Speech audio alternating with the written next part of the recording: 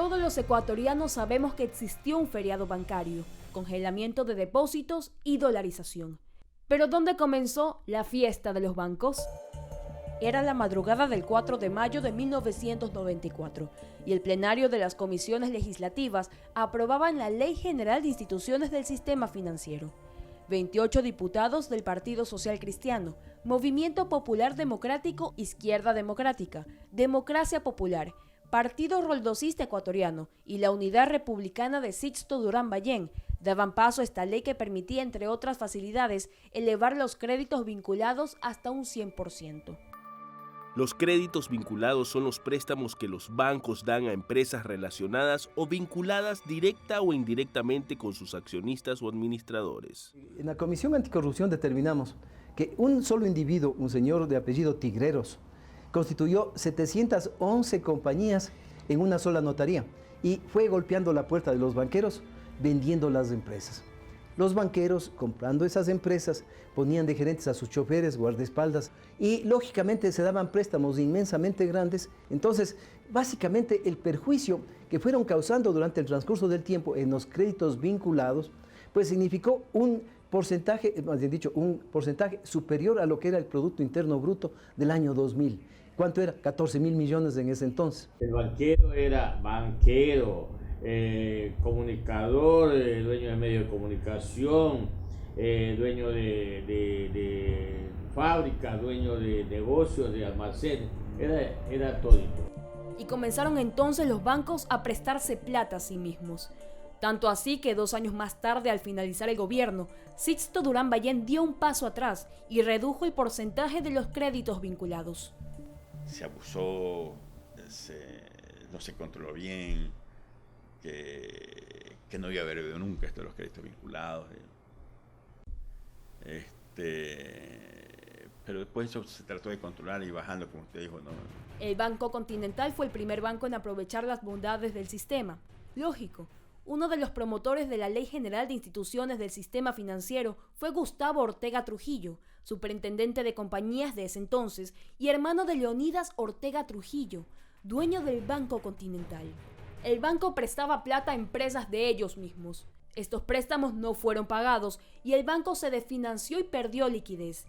Pero el Banco Central salió a rescatarlo con préstamos de liquidez en noviembre de 1995. Un banco que tenía problemas de liquidez, el Banco Central, previo al informe y el voto favorable de la Junta Monetaria, tenía que darle un préstamo de liquidez que se llamaba.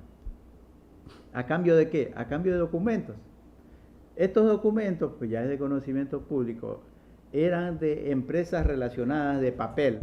La Junta Monetaria tuvo que ajustar las regulaciones para el beneficio de los primeros caídos y el 19 de marzo de 1996, mediante regulación, se introdujo el capítulo 4 de los préstamos subordinados, donde se establece que el Banco Central del Ecuador, previa autorización de la Junta Monetaria, podrá otorgar a las instituciones financieras privadas préstamos subordinados, préstamos con el dinero de los ecuatorianos para solucionar problemas privados. Y al mismo tiempo de la piramidación de capitales, también ellos hicieron préstamos. La ley de régimen monetario no permitía que cuando un banco tenía menos del 9% de su capital, de su reserva, no podía tener préstamo, y ellos no estaban en esas condiciones. Y sin embargo, mediante la orden de Sixto Durán, hay que decir las cosas como son, la Junta Monetaria le hicieron el préstamo al Banco Continental y atracaron al país nuevamente. Así que el 20 de marzo, un día después de aprobada la regulación, se entregó un préstamo subordinado por 485.000 millones de sucres al Banco Continental. Y tuvimos ahí entonces el primer hecho en donde se vio ya el desmoronamiento de lo que significaba el control con el Banco Continental. Que fue el primer banco que creó, y el arquitecto donde implementaron y aplicaron todas estas joyas legales para saquear los dineros del Banco Central y los dineros de todos los ecuatorianos. Un año después, estas irregularidades fueron denunciadas por el entonces presidente de la Corte Suprema, Carlos Solórzano.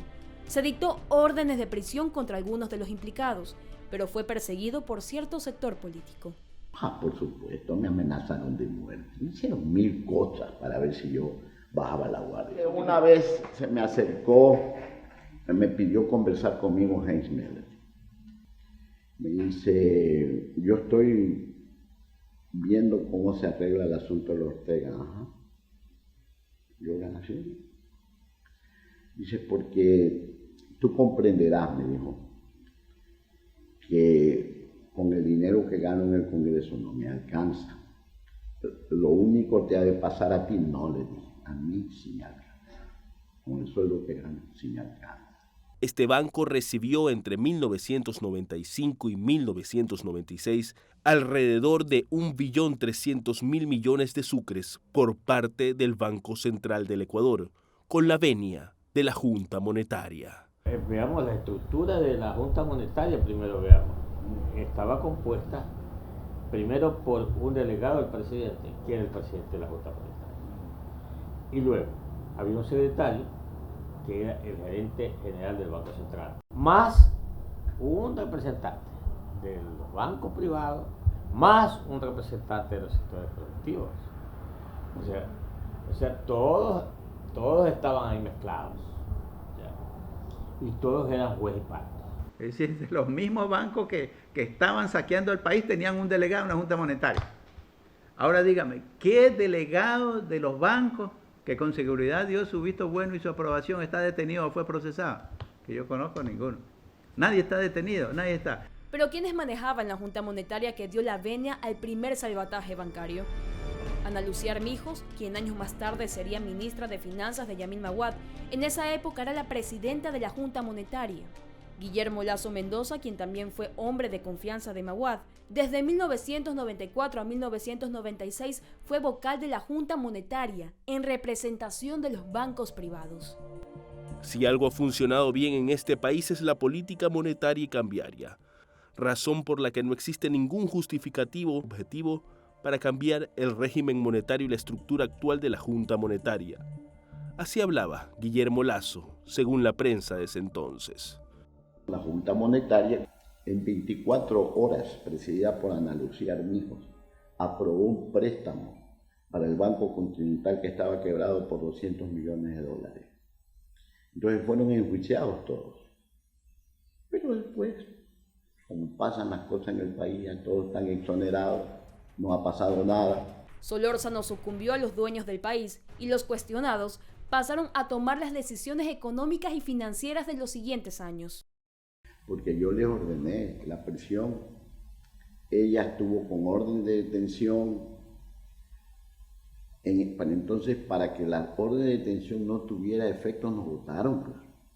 Es que el amarre de Febres Cordero o la vinculación de Febres Cordero con el sistema bancario corrupto era evidente. Entonces tenían que defenderlo, a tal punto que cuando ya regresa a Ana Lucía Armijos, la Confederación de Bancos le dio un agasajo, la condecoró y luego la puso Maguad en ministro de Finanzas. Los expertos en salvataje dictaron las recetas económicas en los 90. Solo es cuestión de recordar la historia para conocer la verdad. El ex vocal de la Junta Monetaria, Guillermo Lasso, al presentar su testimonio en la Corte Suprema, señaló que el Banco Continental recibió en el gobierno de Durán Ballén 955.000 millones de sucres. Además, reveló que la Junta Monetaria no conocía los balances consolidados de ese banco y que la decisión se tomó exclusivamente en base a informes de la Superintendencia de Bancos y el Banco Central.